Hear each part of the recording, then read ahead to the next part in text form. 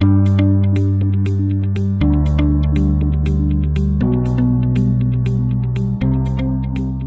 thank you for being here today for our webinar. My name is Eli Phillips, and I am the content and community lead at PyTop. I always forget my own title. And I work very closely with our presenter today, Marielle. Marielle has been with us for a couple of years now, and she is basically the person in charge of writing absolutely all of our content, which has vastly improved since we brought her on. I love our content. She does a great job with it. And that's because of her background and her experience, which she will talk about as a really good lead in to what we're going to be talking about today. So Marielle, take it away. Awesome. Okay, so thanks for coming to the webinar. My name is Marielle Wells, and I'm the content specialist at PyTop, like Eli said. In this webinar, we're going to look at ways to engage students with technology. And there will be a recording and a digital handout on the website, probably in the next few days. So first, in the webinar, we will cover the buts, the whys, and basic ideas of using technology to engage students. Then we will touch on transforming your existing content to utilize technology for engagement.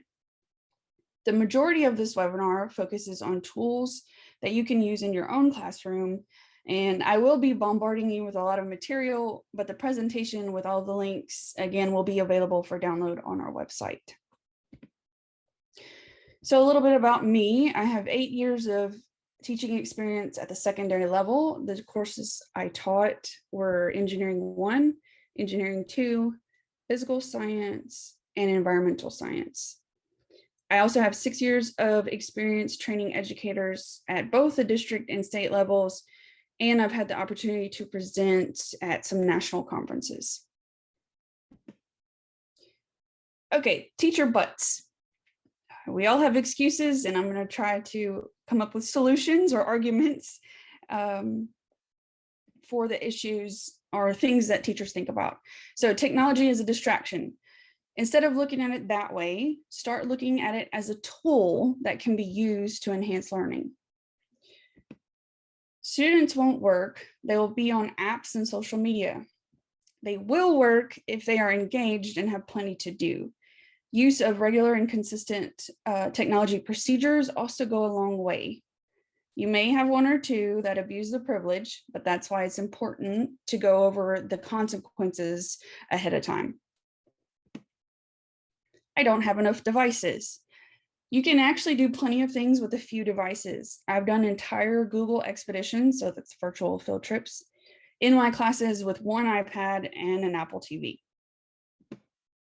Some students are not familiar with the technology or software I want to use. It does take a bit of time in the beginning, but I promise they'll get the hang of it, especially with regular use. Daily use is the best. Handouts with instructions and pictures made my life much easier in the classroom, and the students would keep them in their binders to look back on. If they forgot something, I'd say, well, where's your handout?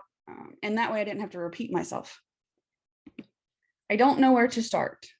Well, my goal in this webinar is to help you with that. Why technology? Students live in a digital age and are highly connected to their devices, as we all know. Using technology is familiar to students and makes learning more relevant to them. It can also bring the fun into class. When students are having fun, they don't know that they're actually learning. And technology is a wonderful way to maximize student engagement. We all know that an engaged student is easier to teach. Preparing for the future. These skills are vital for today's students to flourish in tomorrow's job market. Many jobs of the future don't even exist yet. Therefore, rote memorization and performing repetitive tasks will not suffice. Technology and technological processes prepare students for the future that they will live in, because it's going to be much different. Okay, other benefits of technology. It makes it easier to differentiate content, and it greatly supports classroom accommodations. For example, English language learners and ESL students can use Google Translate or closed captioning with translations. Many programs and websites have closed captioning options, which is pretty neat because the presenter can be speaking one language while the subtitles are in a different language. iPads have features like voiceover and speak selection. I know personally, I use this in my classroom. On the iPads, there's a feature, you have to turn it on in settings, but for the user to highlight text, which the iPad then reads aloud to them. So that would meet some accommodations for read aloud. Microsoft has screen recorders, which convert text into spoken words or other forms such as Braille. Apps like Seeing AI and Microsoft Soundscape go a step further because it narrates the world around people for those who are blind or have low vision. And you can always find spell check and word prediction tools to aid students. Another thing that's very common on devices is the zoom in functionalities. Now, what about differentiation? An example would be giving students the option to create audio or video recordings instead of submitting written work. Now that I covered the why, let's talk about how to get started. Okay, planning lessons. First, you want to start out small. I don't recommend planning an elaborate lesson using technology that you or the students aren't familiar with. Don't work harder, work smarter. Begin with transforming your existing curriculum and lessons by enhancing it with technology use, even if it's apps or websites. If you plan to do multiple lessons using the technology, scaffold them. The first class period should probably be an introduction and a short activity to get to know the device or program, and then you're going to build from there. With a new program or app, I usually would have an introduction, 2 mini lessons with activities so they can get familiar with it, and then a final project where they work on their own, or more comprehensive, complex one where I don't, guide them, give them step-by-step instructions for. And unless you love to repeat yourself, I recommend that you provide handouts with step-by-step instructions that students can look at. If it's a physical paper, they can put it in their binder and keep it for the year. Adding pictures especially helps because they really don't like to read. They'd rather look at pictures. And so it's also harder to get confused if you have a picture with something circled for them to follow. Remember, all students aren't auditory learners and many don't listen. So creating a document with instructions may take a bit longer in prep time, but you're not going to have to repeat yourself over and over. Okay, transforming worksheets. So a quick way to transform a worksheet is to turn it into a web quest that focuses on related material. I often put articles, simulations, videos, and so forth in web quests for students to work through and learn from. So with the web quests, the manner in which students respond can also vary. For instance, instead of a written answer, you can ask them to provide pictures or give an audio response. And utilizing things like that is a good way to start teaching how to cite references, which many struggle in high school. They struggle with that. Okay, unless you have a class of aliens, you will find that many students these days just won't read. Think about how common it is for personal learning to be video-based. How many times have you accessed YouTube to learn something? Well, why can't students use that same method? For example, instead of requiring students to write summaries of a text, you can have them complete video summaries. To do this in my classes, there's different ways, but in my classes, I would provide links to the videos on their OneNote assignment page. That's how I managed my class and how they learned. We put everything in OneNote. In my district, students weren't able to access YouTube. So I would download the videos, store them in OneDrive, and share that link on the assignment page so they can access it. It takes a bit of work, but you will have it every year. And if you don't have a learning platform like OneNote, QR codes or Bitly's would work well too. What activities can I use to engage my students. So here's some examples. You want enhancing existing content. So for English, it can create an animation of story or something they wrote using a program like Scratch or Hopscotch, stop motion, something like that. Science, you can have students conduct an online simulation lab or interact with a database website. For math, there's plenty of apps that make math concepts real life. And then social studies, some ideas would be plot a famous explorer's journey on a digital map or create a simulation of it.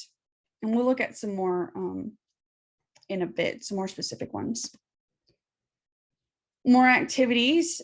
So when planning these, try to include real world applications and skills they would need to have in a professional setting. Also, if you're an elementary teacher, think about middle school, and middle school, think about high school. If they start doing these things younger, then it makes it easier when they're older. But also make it fun to maximize engagement. Always remember that. So you can let them create video games. That's a great opportunity to show physics concepts. Include Google Earth and GPS, so real life pictures and videos. Incorporate apps and lessons.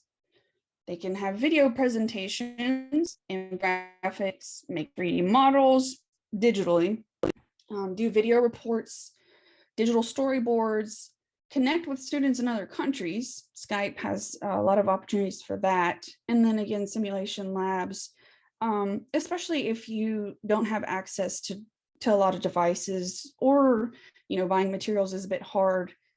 There's a lot of online things you can use. And where should you go?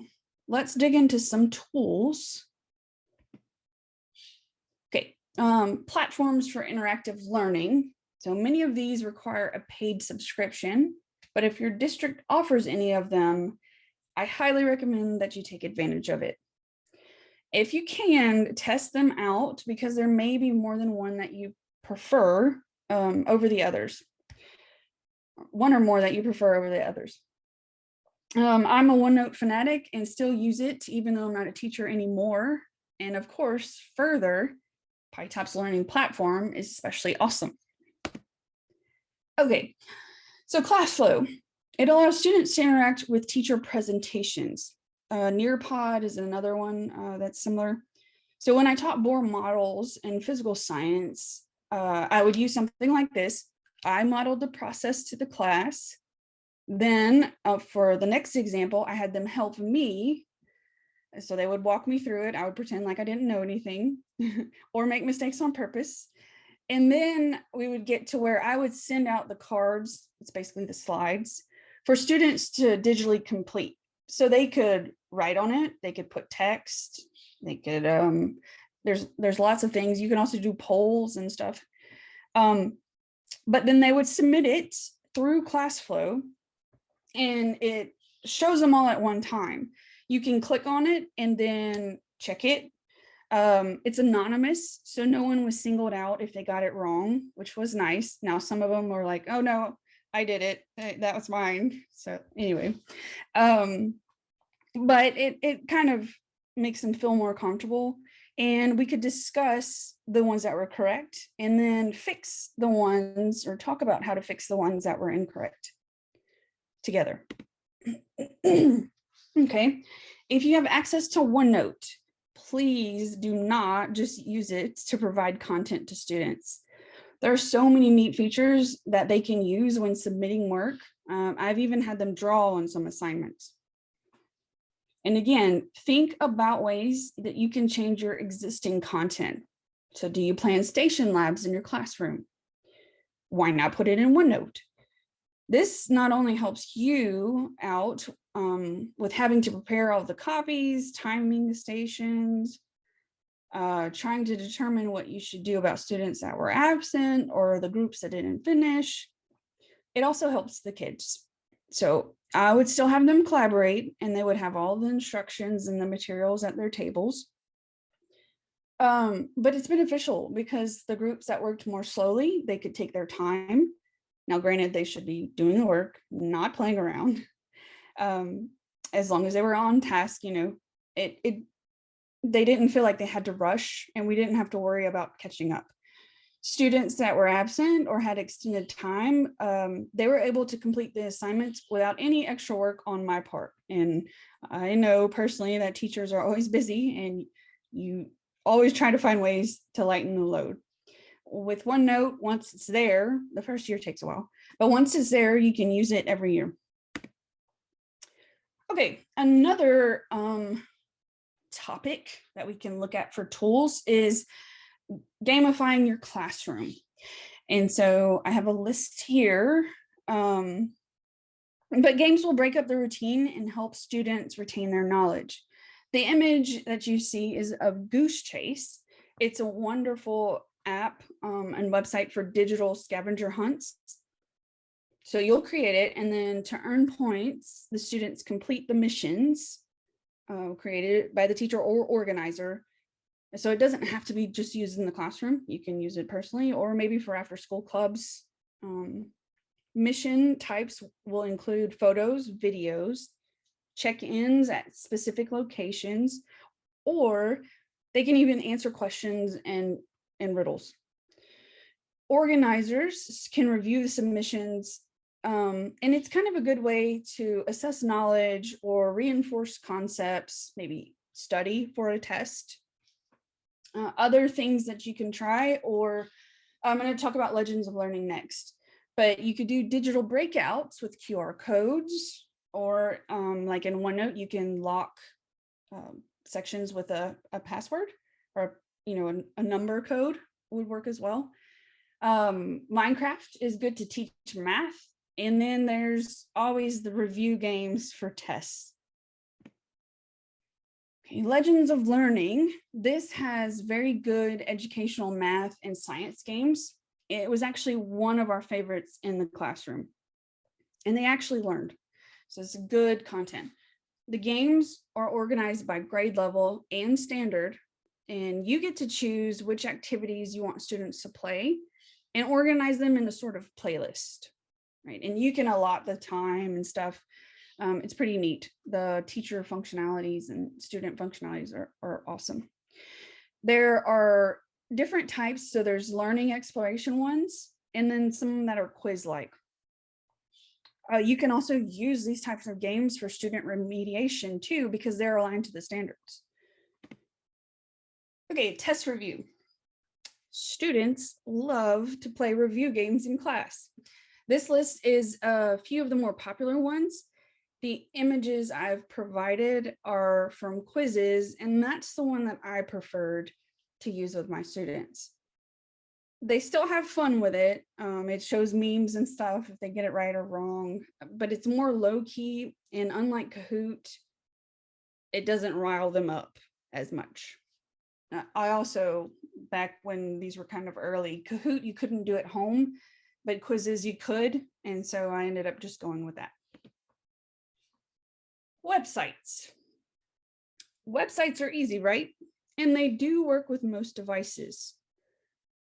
So conduct a search of websites that can enhance your own lessons. It's quite easy, especially if you're one-to-one with devices in class.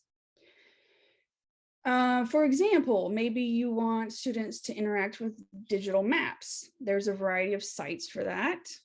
These are probably more popular in world geography and science classes, but why not include them when teaching distance and ratios and such in math, or maybe plot where famous authors are from for English class. Now, what if you wanted students to complete a digital exit ticket, or maybe sketch a concept out?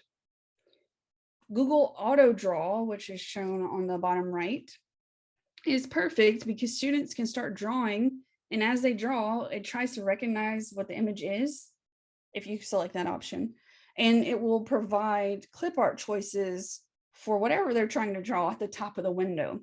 And as you get more detailed, it gets more specific. Incident maps. So these are interesting and pretty engaging. Right here, I have a picture of one that tracks forest fires. These maps are live and work in real time. And as you can see at the bottom, there are other map options that you can choose from. So it can be appropriate for lots of different subject matter. Collaborative work. So these two examples are great when you want students to collaborate. Also, you can do collaboration in OneNote, but they can be individual assignments as well. So group work, whole class work, or each student can make their own.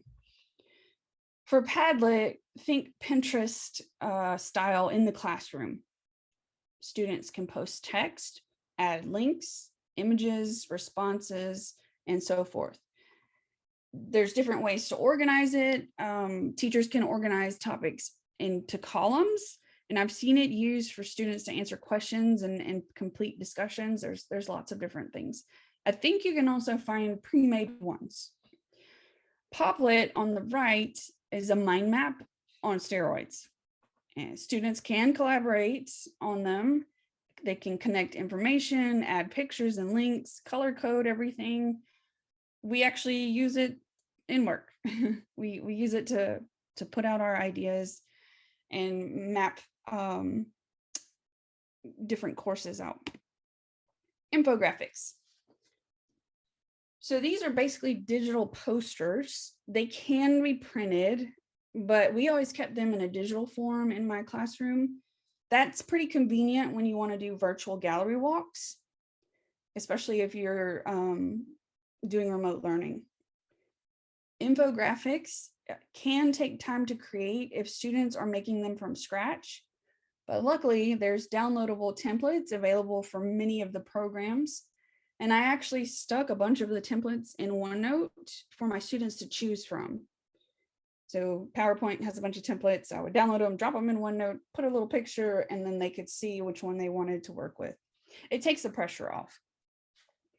You may not normally think PowerPoint or Keynote for infographic creation, but in those programs, all you have to do is simply change the slide size and it can become a poster. Okay, whether you're requiring students to make infographics or things like video presentations, be clear about what they should include in their projects. You need to give them a handout as well.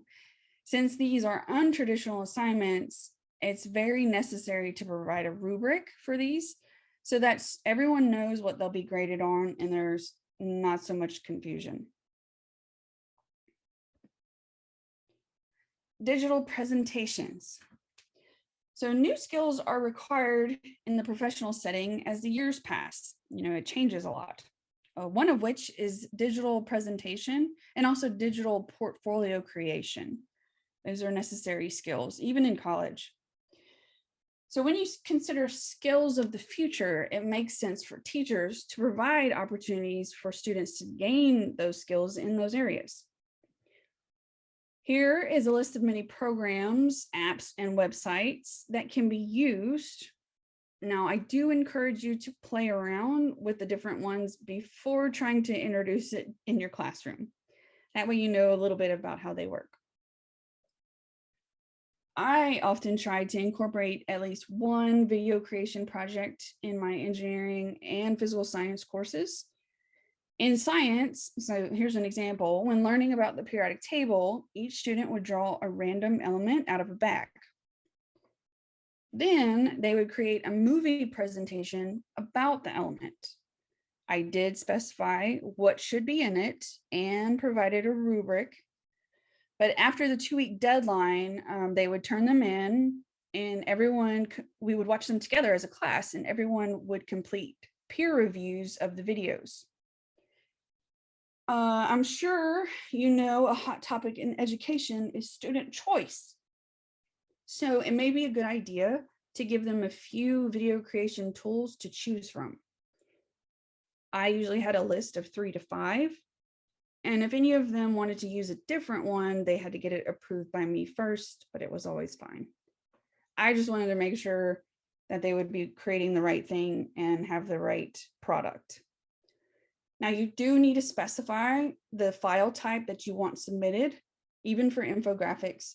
For video creation, I noted in their instructions that it had to be an MP4, MOV, or WMV, so that it could be played with the technology we had. Apps. So here I've provided categorized apps that you may want to use in your classroom. Sorry. Believe me, this is a small sample. There are so many more. You can use apps to teach students, to enhance learning, and even reinforce concepts or for remediation. Apps are a wonderful solution for students with extra time, but they should be relevant to the topics you're currently teaching, or it's not productive. Here's some more. And as I was conducting research for this presentation, because again, I taught engineering and science, I did find a surprising amount of apps for art and also history and social studies. Regardless of the subject you teach, I strongly encourage you to utilize apps in class if you have the devices. More are being created all of the time, and some can really enhance the more boring content that you have to cover. Again, when you make learning fun, students are more engaged in retaining the knowledge better. Okay, augmented reality. So there's many terms thrown around: virtual reality, augmented reality, and mixed reality. You can remember them this way. So if you have to wear a headset, then it's virtual reality. If you're wearing glasses or using a device where you can still see your environment, then it's mixed reality. And if you're using a smartphone or tablet, then it's augmented reality. Augmented reality offers new opportunities for learning, mostly because it allows students to see things that are not possible in reality. You can have dinosaurs in your class, explore 3D history models, closely examine human anatomy, and much more. The environment that you are physically in is still shown with augmented reality, so safety concerns are lessened. But there's a false reality overlay that usually is interactive as well. To use augmented reality or AR on a smartphone or tablet, you typically have to download apps, then point the device's camera at a place or a product. Then you'll instantly see augmented reality subject matter or the scene as if it's in your very environment. Merge and Assembler have apps that encompass multiple subject matters. Let's take a look at Merge. So they have a cube, they call it the Merge cube. If you see the box that the device's camera is pointed at, on the actual screen, you'll see the example of the augmented reality. The cube works with their apps to make the content and learning interactive. They have a whole lot of different simulations and such. Many of the interactives will also change or have other features to it when the cube is rotated. The company also has printable cubes that students can build, and stickers that also work with their app. So this is an example with a device and a product. They have a headset for augmented and virtual reality, which is also pretty interesting. And for the headset, they have something called a Miniverse, which houses a large amount of their material, and NASA has even posted content there. Another thing is that the headset can be used with or without the cube, so it does some different things. The designs are great for either because they're squishy, so you don't really have to worry about students dropping them and breaking them. Believe it or not, there's a vast amount of AR for other subjects as well, like history and social studies, English, science. Thanks to recent advances in tablet and smartphone technology, today's History Explorer can personally enter the AR time machine and engage in historically accurate adventure scenes. So if you're also interested in creating your own AR experiences, there are apps for that too. Okay, animations. So Scratch is a great program to make video games in class, but it can also be used to create animations and simulations and such. Pictured here is a quick interactive animation I made to track Amelia Earhart's journey around the world, or flight around the world. As the player moves the arrow keys around it to show her journey, the cities will pop up. So it's something quick, but it makes it a bit more engaging.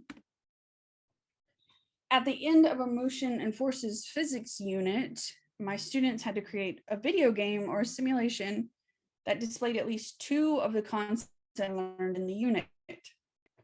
This is actually a form of a summative assignment or assessment. I would argue that it's harder than taking a multiple choice test because they really have to think about it and come up with something that displays the concepts.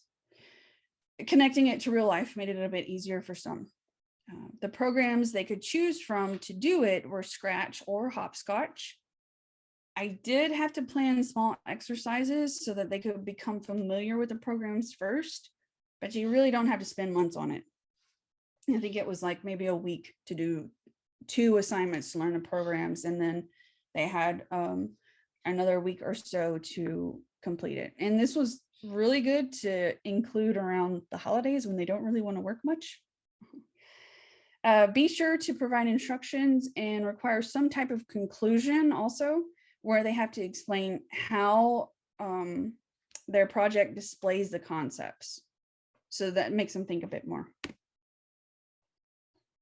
Instead of drawing something or collecting materials for students to create physical 3D projects, why not incorporate digital 3D design? So students could recreate a historical site, construct a city that they're learning about or a country, make a scene from a story, design a product, etc. The designs can be 3D printed if you have a 3D printer, but they're really still impressive on their own. I actually use this website in my engineering class for students to understand the basics of 3D design and, X, Y, Z, how to rotate and stuff like that. Then they had to create 2 short projects before moving on to the professional 3D design programs. Field trips can be costly, and some interesting places are really just too far away. The solution is to try out virtual field trips. And luckily, you can plan these types of field trips and attend them without ever leaving the classroom. I have provided a list here. However, you can find many, many more online, and the downloadable handout will have these links, so you can look at them later. Now, let's dig into the PyTop content. We can talk about, and I'll show you how PyTop relates to things I've covered in this webinar. Further, which is our learning platform, combined with our products, provides a plethora of opportunities to engage students with technology. And further, you will find over 100 hours of content consisting of tutorials, courses, and challenges aligned to a variety of standards. The content is free for public view. However, to access some of the teacher features, it will require a license, but feel free to check it out. Robotics 101 is an example of one of our courses. This one in particular is appropriate for upper middle school, high school, and college classes, but we do have content for 3rd grade through 12th grade and some post-secondary grade levels. For the challenges, we have an example here. The traffic lights lesson is a challenge where students create a device which mimics a traffic light, and they'll learn how to control it with code. Yes, the content in Further has a good portion of computer science material, but a large percentage of the content is interdisciplinary. That's one of our goals. The pollution lessons on the right are 2 examples of some of our science content. The Morse code challenge is an example for history and engineering. And also pictured here is our recent math lesson on pi. When students get into further, and this is a challenge or lesson sample, the left side consists of phases that have tasks which provide instructions and explanations to the students, making the work highly student-led while the teacher facilitates. But likewise, it's friendly to teacher-led methods as well. As one means of differentiation, we do have the option to add images on that left side, the instruction side. This is something you will see often in our content written for younger students. The right side. So this houses material students interact with, meaning inside further, they are able to make a connection with equipment, write and run code, complete short answer or multiple choice questions, and they can submit other things by uploading different forms of media. It all depends on which the teacher selects.